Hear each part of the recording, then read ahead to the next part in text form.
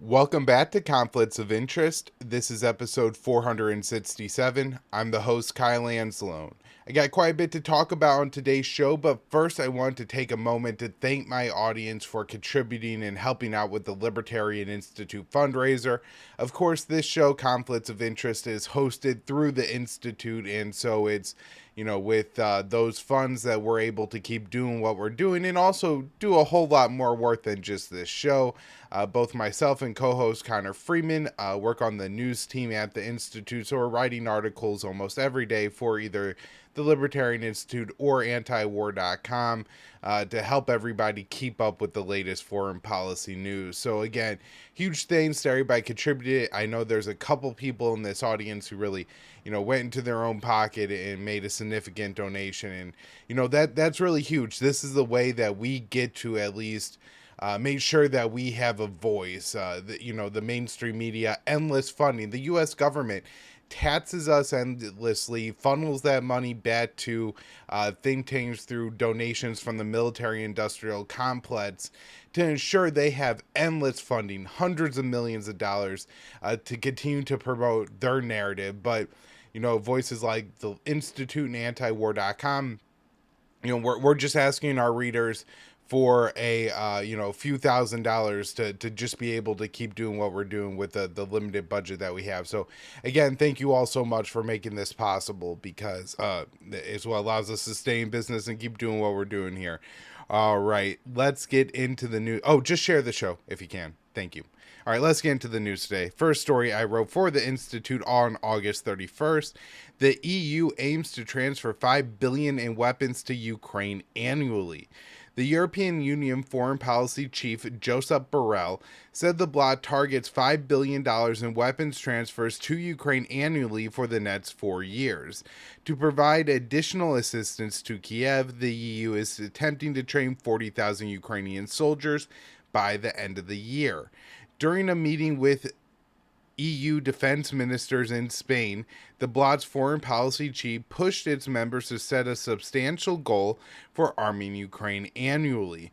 Borrell suggested that the spending could be as high as $5 billion annually, but stressed that number was a ceiling, not necessarily the target, so the number would be a little bit lower.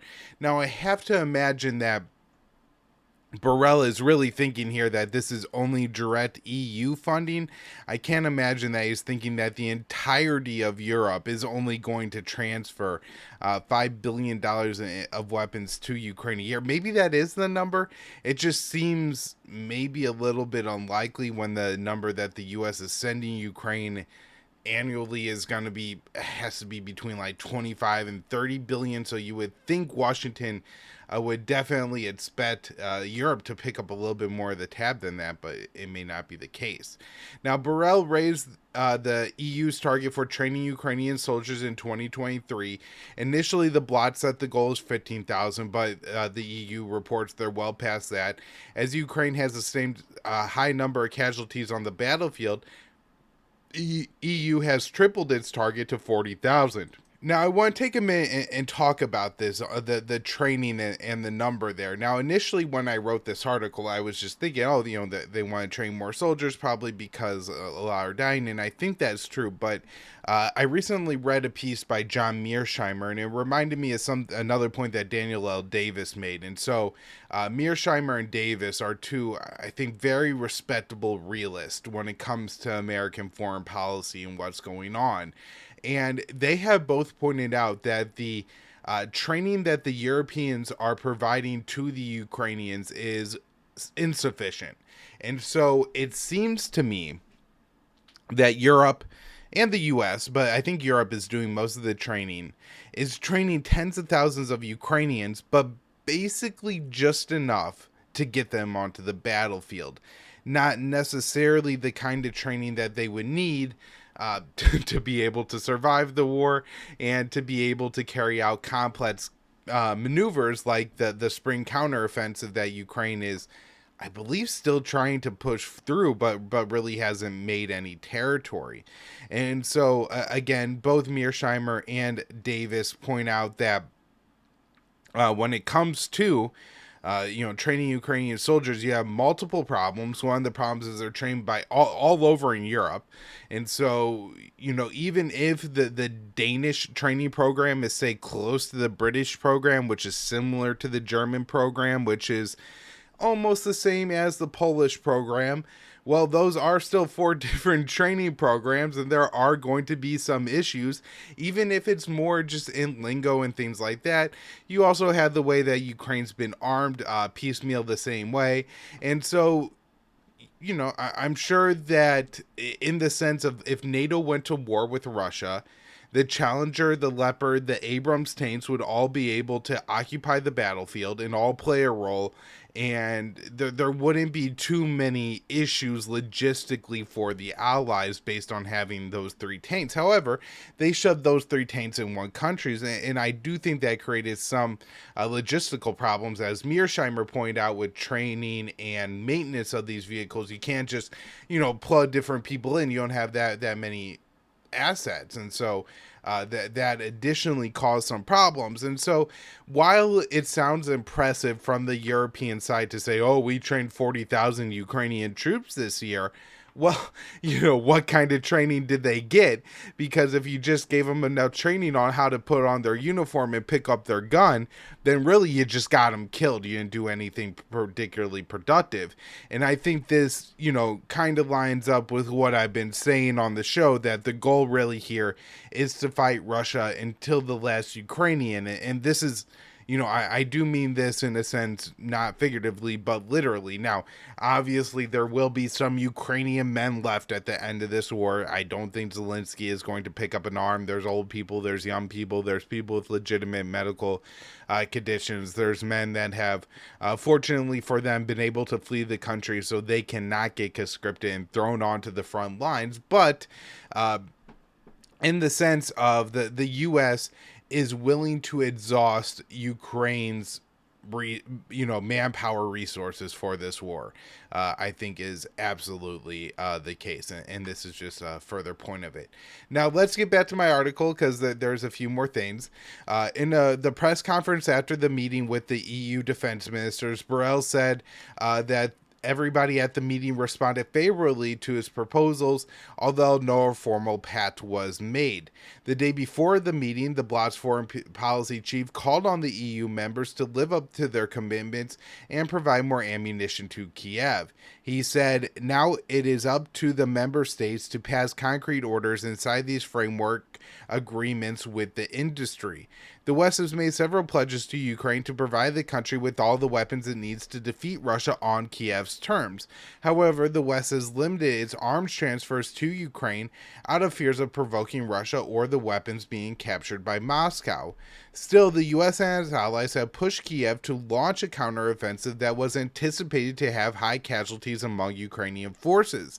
The bloody operations have netted few gains for Kiev, and the massive losses for Ukrainian troops have blunted the country's morale in So some citizens report that soldiers die within a few days of reaching the front lines, kind of going into what I was saying before in the inadequate training. Obviously, if you're receiving better training and the West is placing any value in your life at all, you would expect they'd think you at least live a little bit of time once you reach the front lines, but there's really not much of a chance for that for most Ukrainian soldiers at this point.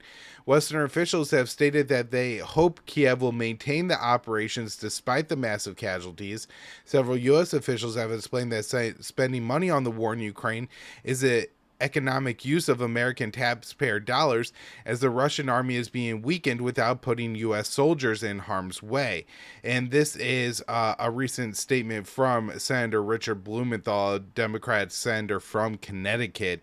Even Americans who have no particular interest in freedom and independence in democracies worldwide should be satisfied that we are getting our money's worth on our Ukraine investments.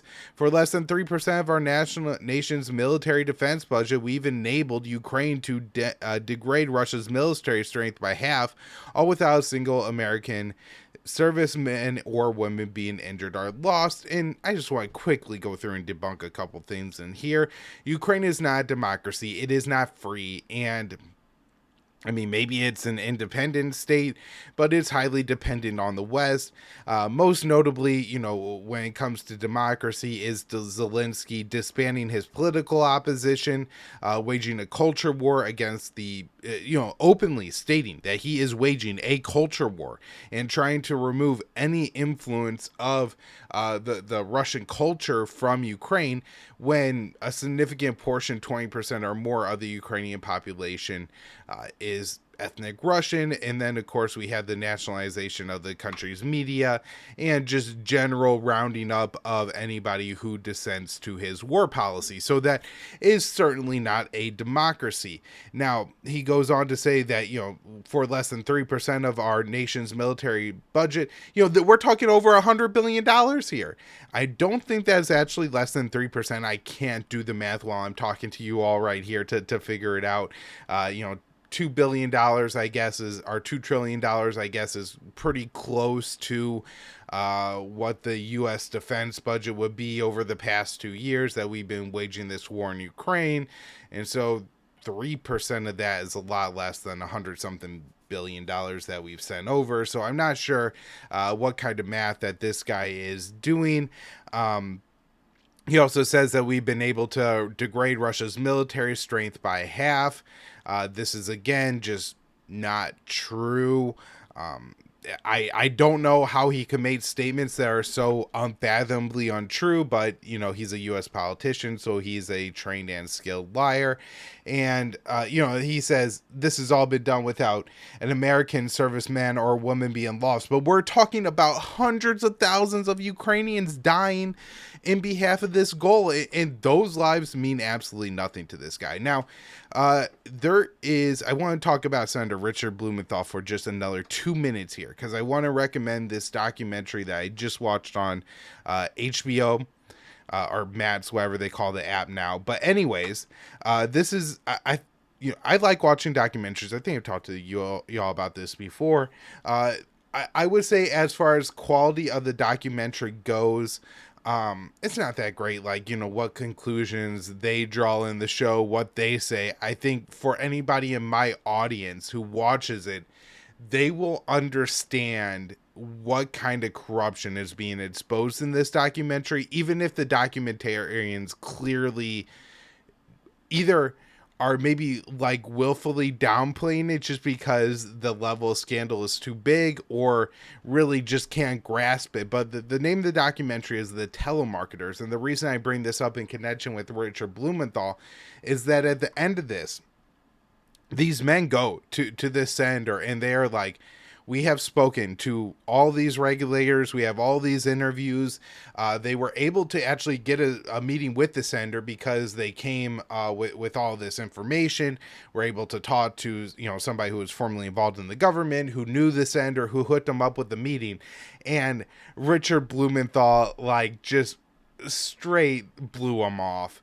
He went in there, he did the photo op, he shook their hands, and then he left. He said, "Oh, give the information to my staff," and then he told his staff not to take the information and walked out of the room. The scandals that they're talking about in that show have to do with telemarketing and how the Fraternal Order of Police and other policing unions employ telemarketers in corrupt schemes to just enrich themselves and not really help the officers. And so, these schemes involve selling stickers, that they put the sticker on the Fraternal Order of Police sticker on the back of your car, and the telemarketers will imply that will keep you from being pulled over by the police. But additionally, what the play is here is the police unions have essentially authorized these telemarketing firms to be imposters to police and to call people, particularly old people, and say, hey man, we just had an officer that got shot and we need more funds for the Fraternal Order of Police. But that money never makes it to the police officer. So it's all a giant scam. And now they're doing political action committee calls as well. So lots of interesting stuff in that documentary. I really recommend you check it out. And if you didn't hate Richard Blumenthal before you watch that, I think you will after.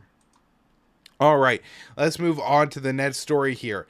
U.S. to arm Ukraine with toxic depleted uranium ammunition. The U.S. is set to arm Ukraine with controversial depleted uranium, that's DU, ammunition as a part of an upcoming arms package for use with U.S.-made Abrams tanks, and Reuters reported this on Friday. DU is a heavy metal that is a byproduct of enriched uranium and is extremely dense, making it a good material for armor-piercing rounds, but DU ammunition is toxic and is linked to cancer and birth defects in places that it has been used, including Iraq, where the U.S. used an enormous amount of DU in the Gulf War and the 2003 invasion of Iraq. The UK has already provided Ukraine with depleted uranium ammunition for use with British-made Challenger 2 tanks, but the U.S. is yet to take this step. Earlier this year, when Russian President Vladimir Putin announced he was deploying nuclear weapons to Belarus, he said it was in response to the UK arming Ukraine with DU. According to Reuters, the arms package for Ukraine will include DU ammunition, is expected to be announced this week. The first Abrams tanks are due to arrive in Ukraine in the coming weeks. The Wall Street Journal reported in June that the Biden administration is expected to arm Ukraine with DU. The report said that some officials were concerned the move would open the U.S. up to criticism for providing weapons that could cause health and environmental damages. But at this point in the war, the administration has shown it's not concerned about damage to Ukraine's environment. In July, the U.S. started providing Ukraine with cluster bombs, which spread small submunitions over large areas. Unexploded submunitions or bomblets can be found by civilians years or decades later after use because of their history of killing civilians. Cluster munitions have been banned by over 100 countries. Now, we also have Russia taking its own nuclear provocation, and you do wonder if this is maybe in some relation to the depleted uranium announcement. This from DataCampAntiWar.com, September 3rd. Russian officials say Sarmat Advanced nuclear missile system on combat duty. A Russian official said Friday that the advanced Russian intercontinental ballistic missile system known as Sarmat has been placed on combat duty. The Sarmat strategic system has assumed combat alert posture. The head of Russia's Cosmos Space Agency, according to Russia's TASS news agency, said Russian President Vladimir Putin said in February that the Sarmat system would be deployed this year. So this is, just confirming what Putin had already said. The Sarmat was made to replace older ICBMs and is believed to be Russia's most powerful missile. Nicknamed the Satan II in the West, the Sarmat can pack a huge nuclear payload and has a range of about 11,000 miles. Russian officials say the Sarmat can carry up to 15 nuclear warheads using and multiple independently targetable re-entry vehicles. And so I guess this means that all 15 of these warheads can break off from the missile, and of course that adds a lot of complications for trying to intercept these weapons. All right, next up here, Zielinski says he will replace his defense minister. On Sunday, Ukrainian President Zelensky said he will replace his defense minister, a move that comes amid Ukraine's struggling counteroffensive. I think his name is Reznikov, has gone through more than 555 days of full-scale war. I believe that the ministry needs new approaches and other formats of interaction with both the military and the society at large, Zelensky said in his nightly address. Zelensky said he wants to replace Reznikov with a Rusman Umarov, the head of Ukraine's state property fund. Zelensky said that he expected the Ukrainian parliament to approve his decision, and of course this is in part because Zelensky's party controls nearly all the parliament since he banned his political opposition. And so I've heard rumors that this guy was getting fired for 6 months now. Dave says it started back in February 2023. That sounds about right to me. And there was already significant corruption revealed in the defense, the Ukrainian defense ministry.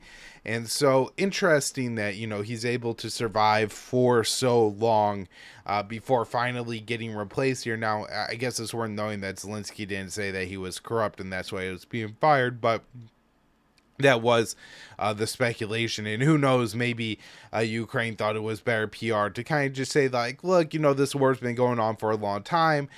We just need something a little bit different here. So that seems to be the kind of position that Kiev is trying to take. All right, couple stories on China here. China outlines obstacles to resuming high-level military talks with the U.S. A spokesperson for the Chinese Defense Ministry on Thursday outlined obstacles that are preventing the resumption of high-level military talks between the U.S. and China. Secretary of Defense Lloyd Austin and Chinese Defense Minister Li attended the Shangri-La Security Dialogue in Singapore back in June. Beijing declined to hold a meeting between Austin and Li, primarily due to U.S. sanctions that are imposed on the Chinese defense chief. The U.S. sanctioned Li in 2018 when he was a lower-level position and has refused to lift the measures since he became the defense minister. The Chinese Defense Ministry spokesperson, Colonel Wu Wan, just called Colonel Wu, outlined other issues impending high-level military talks, including U.S. support for Taiwan and U.S. routine military activities in the South China Sea and the Taiwan Strait. Wu noted that while there have not been talks at the defense minister levels, there are other communications between the U.S. and Chinese militaries. He said, "I want to clarify that military-to-military communication between the China and the United States has not stopped." Wu said that General Ku Qiling, deputy of China's Joint Chiefs of Staff Department of the Central Military Commission, attended a recent U.S.-hosted military conference in Fiji on the 25th, and that was the 25th annual Indo-Pacific Chiefs of Defense. While at that conference, which took place from August 14th to the 16th, that general met with his American counterparts. But Wu said that there were a series of difficulties and obstacles preventing talks between Austin and Li, including new forms of military aid the U.S. has recently approved for Taiwan, which is unprecedented since Washington severed its diplomatic relationship with Taipei in 1979. The U.S. has always sold weapons to Taiwan, but has never financed the purchase or provided them free of charge until this year. China is opposed to all U.S. arms sales in Taiwan, and the new military aid especially angers Beijing. Addressing the U.S. military activities in the South China Sea and Taiwan Strait, Wu said the U.S. should mind its own business. He added, "China urges the U.S. to stop all its military provocations to prevent any extreme events that the world doesn't want to see happening. We can only have communication and dialogue that is in line with our principles and does not go against our bottom lines." And look, I'm not trying to take China's side on any of this, but at the same time, it's very hard not to see the frustration with China, at least on the diplomatic level here, where particularly under the Biden administration, they've just had nobody to work with. Every single time an American official plans a meeting with Beijing, they cancel it over some stupid propaganda, whether that's the Chinese spy balloon traveling over the United States, which turned out to just be a weather balloon, of course, and they also had the old surveillance station in Cuba that they also canceled a meeting for. At times, the U.S. officials that they go and meet with their Chinese counterparts, they just want to lecture Beijing over humanitarian concerns. And while to some extent some of those concerns are legitimate, if that's not what the meetings are about, it's obviously going to break down diplomacy. Also, if you consider what the U.S. is, say, doing in Ukraine, doing in the Middle East, what its support for the Saudis mean, the treatment of some people in the United States are all very poor. And so the U.S. has its own human rights concerns that it needs to address rather than lecturing China.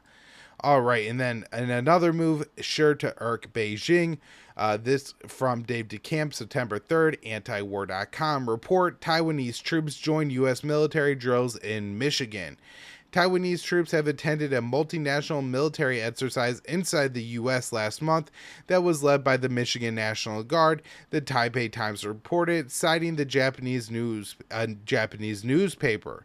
The exercise is known as Northern Strike, took place from August 5th to August 19th in Michigan and involved 7,000 military personnel. The report did not say how many Taiwanese troops participated, but said that the scale was larger than previous training drills within the U.S.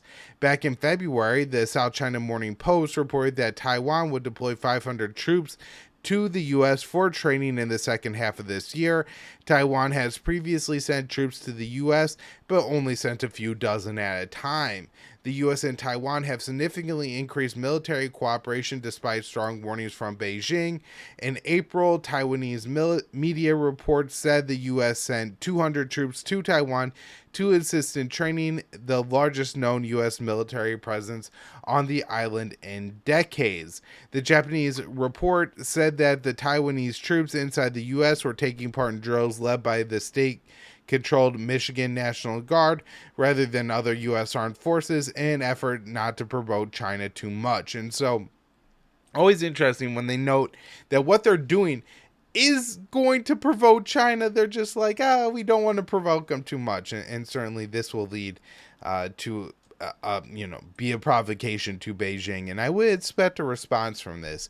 Now, one last story on China here. In Taiwan, Representative Whitman vows resolute reaction if China attacks. Taiwan should expect a resolute reaction from the U.S. if China attacks the island.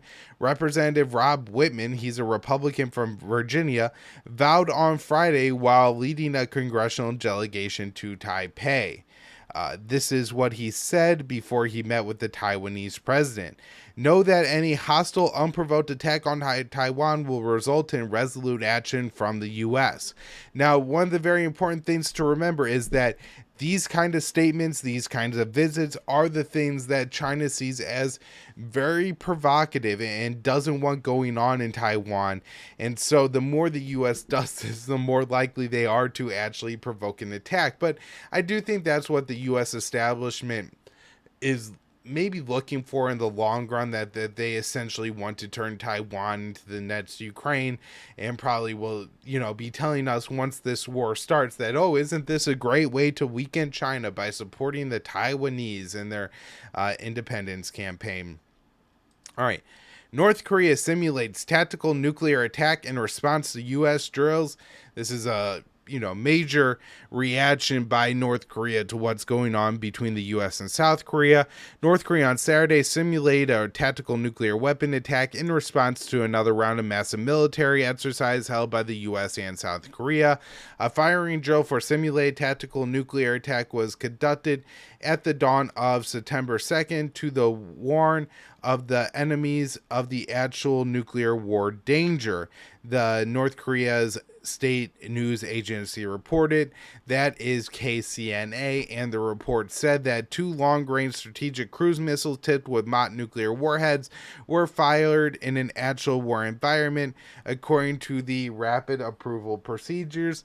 The North Korea missile launch came as the U.S. and South Korea concluded 11 days of joint exercises known as Urlich Freedom Shield. Ahead of the drill, South Korean officials said they would involve 30 field training events compared with 13 in last year's iteration of UFS.